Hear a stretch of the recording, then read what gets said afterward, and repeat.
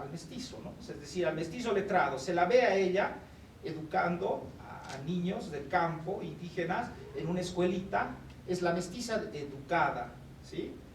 Que dirige, ¿sí? A niños campesinos. Entonces es como la proyección, es la visión, y esa va a ser la visión del MNR, ¿sí? O sea, es decir, es la visión de que los mestizos tienen que dirigir, ¿sí? Los mestizos educados de clase media, ¿sí?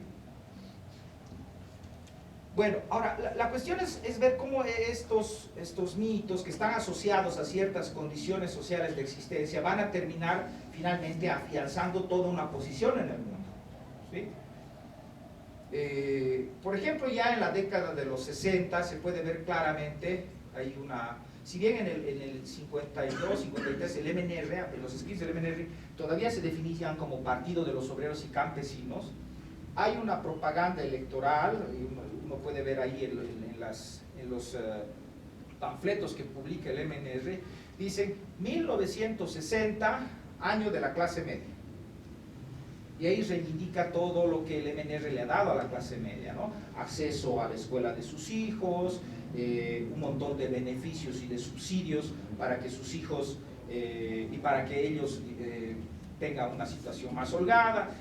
Dicen, el MNR de ninguna manera promueve el comunismo, dice, nosotros más bien lo que queremos hacer es que todos se vuelvan propietarios, ¿no? El MNR te dice claramente, lo que busca es promover la creencia en Dios, porque nosotros creemos en Dios. Entonces, está buscando contrarrestar toda esta, digamos, propaganda que procede de la falange que dice que el MNR es comunista, ¿sí? Entonces, ellos llaman, eso es el año de la clase media, ¿sí? Entonces, este aspecto es un aspecto importante, ¿no? Y el otro tiene que ver ya como, sobre todo después de la Revolución Cubana del 59, uno de los grandes temores de los norteamericanos va a ser que la Revolución Boliviana, como había sucedido con la Revolución Cubana, siga una deriva prosoviética. Entonces, para evitar eso, ¿no?, van a plantearse, a la vez de atacar fuertemente el sindicalismo minero, votar a los obreros trotskistas y comunistas de los sindicatos, deshacer los sindicatos, van a plantearse como objetivo básico, y lo van a decir taxativamente en sus comunicados, en los comunicados internos, sobre todo de los asesores que trabajaban con Víctor Paz Estenssoro, lo van a decir así literal: para evitar que en Bolivia tome la dirección una revolución de obreros y de campesinos, hay que promover una revolución de las clases medias. O sea, hay que realmente articular a las clases medias, ¿sí? Y claro, o sea, ya el golpe de Barrientos del 64, en gran medida se puede decir que es la culminación de este trabajo fuerte que ha ido haciendo a través del plan triangular, de ataque sobre todo al sindicalismo, de represión de los mineros, ¿no?, y que va a terminar, digamos, derivando en el golpe de Barrientos de noviembre del 64, pues ahí se puede ver cómo va a terminar irrumpiendo esto, lo que les van a llamar esta revolución de las clases medias. Hay que señalar que los sectores de clase media van a apoyar fuertemente al golpe de Barrientos, se van a articular, ¿sí? Y como ustedes saben, se va a levantar con una feroz represión contra los sindicatos mineros, ¿sí? Con Banzer va a surgir va a buscar, digamos, dignificarse esto que ellos van a llamar la situación del empleado público, ¿no? Van a plantear un escalafón para el funcionario público. O sea, esto de la formación de la clase media está fuertemente asociada con esta idea meritocrática, ¿sí? Y que va a terminar convirtiéndose en ideología dominante. En las encuestas que yo he hecho hace un par de años, cuando tú les preguntas, o sea, hemos hecho una muestra, cerca de 5.000 a nivel nacional en La Paz, Cochabamba y Santa Cruz, pues la gran mayoría, cuando tú les dices, ¿quién debería estar en el gobierno? Y le pones, ¿no?, alguien de origen humilde, un empresario, un profesional, La inmensa mayoría en los distintos grupos de edad te manifiesta que quien tiene que gobernarlos es un profesional, ¿sí? Entonces esto va a terminar, digamos, posicionándose y afianzándose como una nueva posición de mando y dirección en el mundo, ¿sí? Hay un teórico del MNR que va a aparecer a fines de los 80, Artesano Ergueta, y hay un giro drástico en la propia narrativa del MNR, ¿sí? Si en los años 50 el MNR se presentaba como un partido de obreros y de campesinos, Artesano Ergueta te va a decir que la historia de Bolivia en realidad es una historia de lucha de la clase media contra los obreros. Ya había pasado la relocalización minera, Víctor Paz Estenssoro había dictado el decreto 21060, se habían cerrado los centros mineros, se habían despedido miles de trabajadores, habían salido a las calles. Entonces ahí aparecía Artesano Ergueta diciendo que en realidad la clase revolucionaria por excelencia es la clase media. Y la historia lo confirma, en tanto ella ha ido asumiendo posiciones de mando y dirección, ¿no?, en el Estado. Y ahorita quienes estamos, le dice, digamos un historiador del MNR, somos nosotros, la clase media que estamos en el poder, así se representa, así lo ven.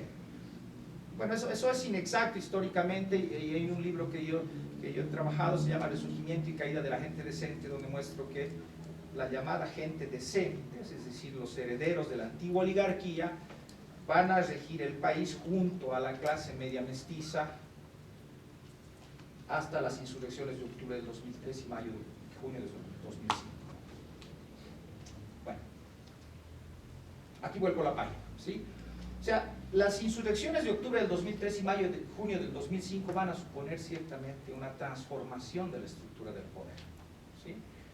Y eso va a posibilitar el ascenso de grupos sociales, sectores campesinos, de trabajadores articulados al MAS, y de una clase media, podríamos decir, disidente respecto al mestizaje, ¿sí? De profesionales vinculados al mundo de las ONGs, muy empapadas con el posmodernismo, que es una ideología que va a circular con mucha fuerza en la década de los 90, esta suerte de elogio, digamos, a la diferencia, ¿sí?, de elogio a las identidades, ¿no?, que va a articularse este movimiento y van a tomar el gobierno. Entonces, claro, o sea, el ascenso del MAS, en realidad las insurrecciones van a suponer el derrocamiento de estas dos clases sociales, del control de las instituciones del Estado, y van a surgir estos grupos al gobierno. Entonces va a haber una modificación de la estructura del poder del gobierno, ¿sí?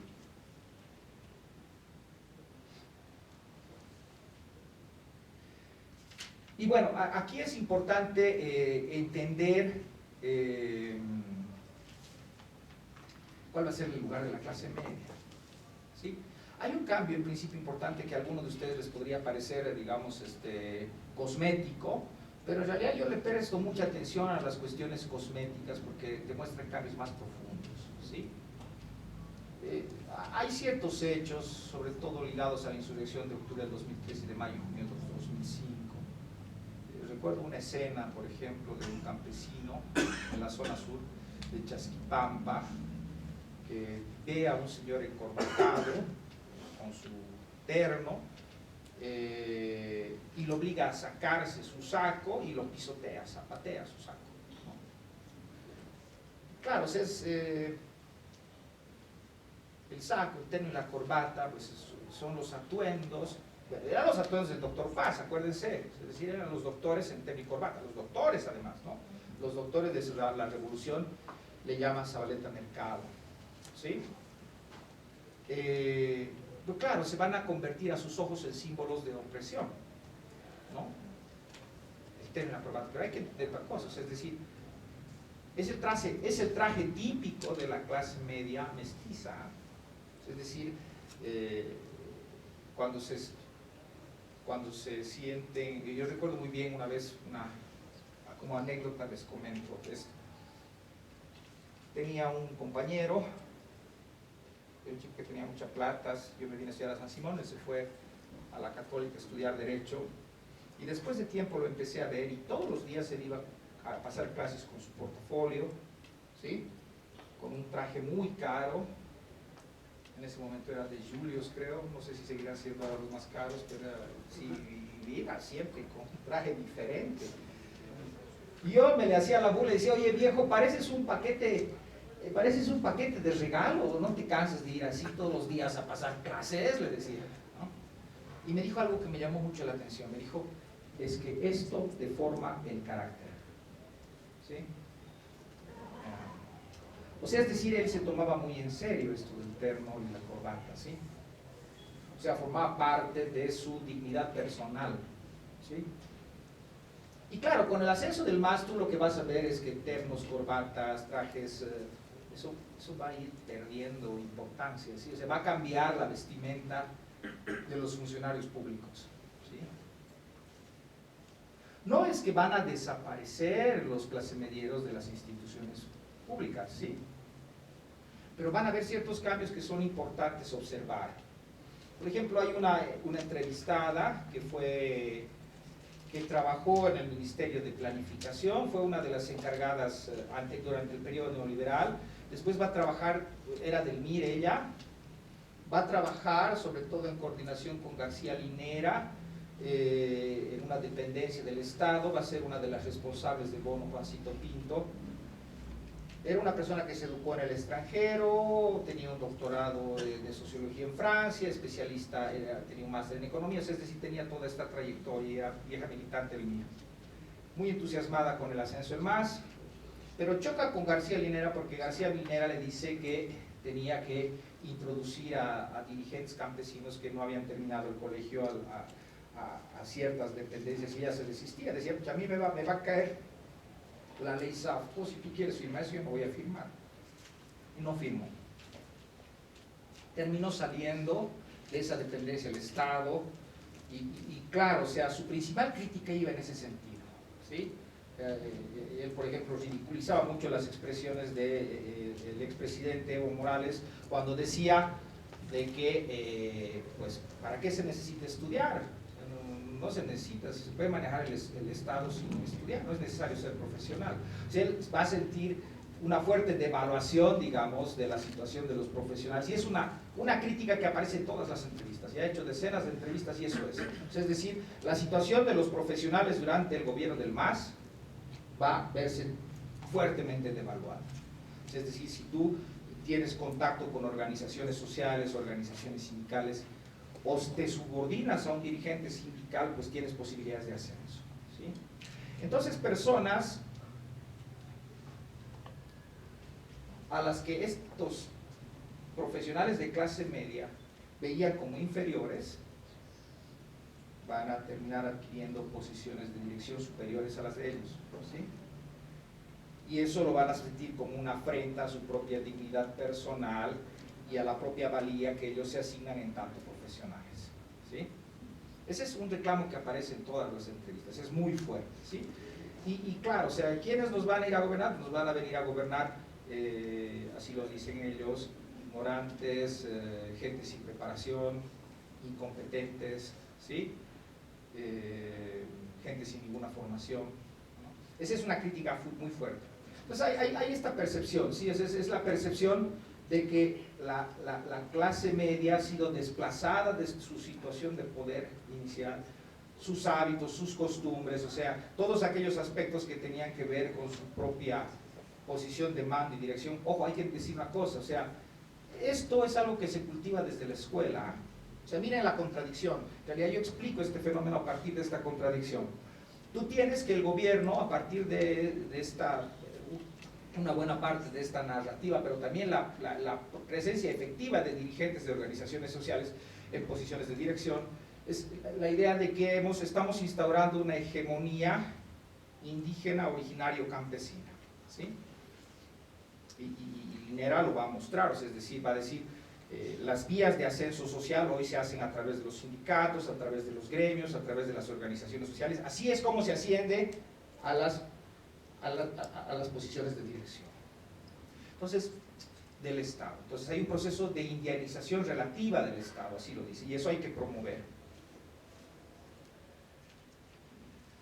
Pero ¿qué es lo que tú tienes en la sociedad?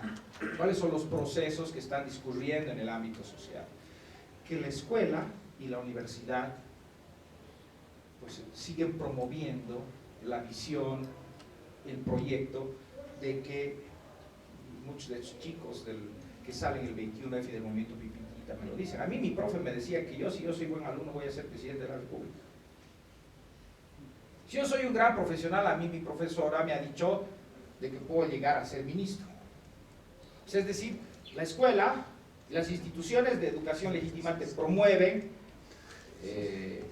digamos, este posicionamiento de tu poder legítimo.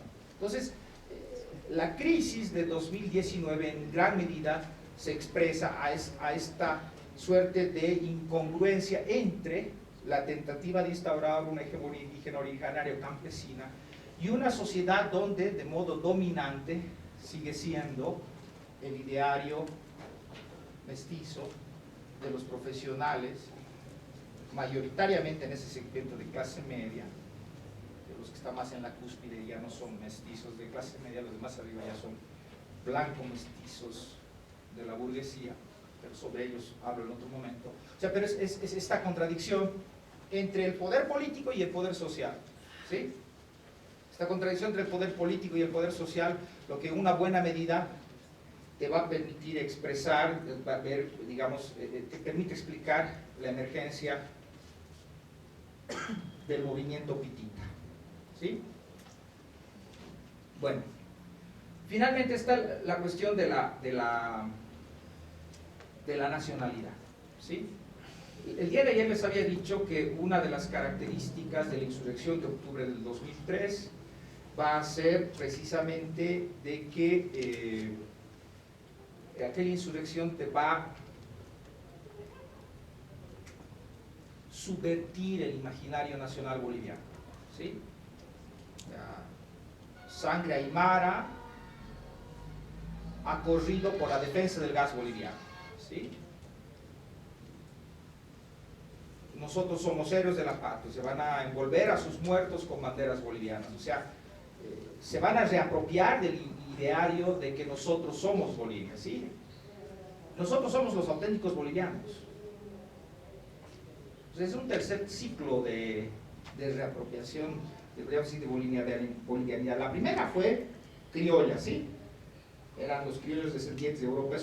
Eso te muestra, por ejemplo, Soruco, ¿no? Al hacer un análisis de poemas, de canciones. O sea, los primeros bolivianos abrazaban aún a la madre España, venían de ahí, ¿sí? La segunda emergencia es mestiza, ¿sí? Con la revolución del 52, o sea, los verdaderos bolivianos somos los mestizos. Y eso sigue siendo predominante aún hoy en la sociedad, ¿no?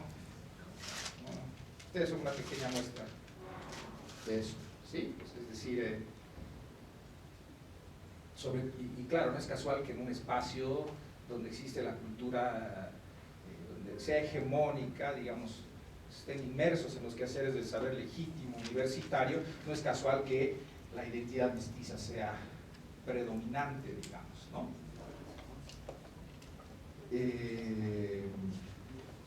Y la insurrección de octubre del 2003 te va a plantear una subversión de eso. O sea, los verdaderos bolivianos ahora somos nosotros, los aymaras, los quechuas. Pero es interesante ver este fenómeno como muchas personas, como les decía ayer, de tez más clara, o cruceños, o esta señora a la que dice que había entrevistado, ella, por ejemplo, a la que mencioné, esta señora del MIR, miren ustedes, o sea, ella ha reconstruido su genealogía hasta atrás, sus tatarabuelos estuvieron en la guerra independentista, ¿sí? Su padre fue ministro durante el gobierno de Barrientos. Ella rompió fuertemente con esa tradición, fue foquista en una época, después se metió al MIR, como ustedes saben.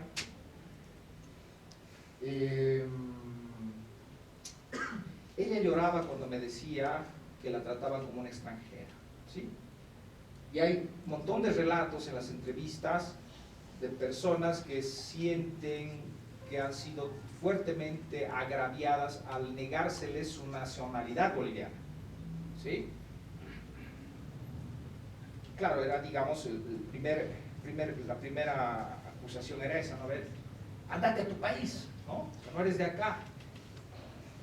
Hay un ministro, por ejemplo, al que entrevisté, Ormachea, lo deben conocer, de Comunidad Ciudadana, no es, pero ministro, es un diputado, senador de Comunidad Ciudadana, lo ubica. Él varias veces indignado expresaba eso. A mí me decían croata, yo no soy croata. Y claro, tú a veces pues parece europeo, digamos, ¿no? Pero le decían croata, digamos, ¿no? Era un poco asociando con el conflicto con Santa Cruz, el intento de golpe del 2007. Pero claro, o sea, entonces, los mestizos de clase media van a salir a las calles reivindicando su bolivianidad, ¿sí? Y para reivindicar su bolivianidad desde el año 2007 hasta el 2019 se van a agarrar del tricolor. Y se van a agarrar de todos aquellos símbolos que están asociados con la construcción, digamos, históricamente legítima de la patria, de lo que es Bolivia, ¿sí? Se la van a poner como capa, la huipala no me representa, o sea, es decir, van a salir a las calles movidas por ese tipo de nacionalismo mestizo, que en algunos casos tiene una deriva también republicana, es decir, no solamente rechazo a los símbolos del llamado Estado plurinacional, sino al mismo tiempo de reivindicación de la república, ¿sí? De que debemos volver a ser república. Ya es, digamos que son los sectores más radicales del movimiento, vamos a decir que son todos, ¿sí? Entonces, bueno, son a partir de estos elementos que yo he procurado explicar, digamos, la emergencia del movimiento pitita del periodo 2017 y 2019, ¿no? A partir del hecho de que ellos han visto agraviada en primero han sido desplazados del poder político, ¿sí? Del lugar que históricamente se asignó a los profesionales de clase media en las instituciones del Estado, o subordinados en su caso, uno, dos, verse agraviados en su propia identidad mestiza, desconocida por el gobierno de Evo Morales, ninguneada por el gobierno de Morales, así lo perciben ellos, y en tercer lugar, descolocada su centralidad en la comunidad imaginada de la patria, ¿sí? Entonces, estos son los elementos a partir de los cuales yo propongo una explicación del movimiento pitita de ese periodo. Bueno, me voy a detener acá. Ahora quisiera escuchar sus participaciones en el tiempo que nos queda, preguntas. Sí, compañero Carlos. Estamos hablando de lo que significa reapropiación de la bolivianidad. Después de los sucesos de la guerra del gas, ¿no? Como que hay dos tendencias. Una, la de Felipe Quispe, y la otra, la de Evo Morales, ¿no? Estoy hablando por los acontecimientos fundamentalmente que se dan en La Paz en 2003.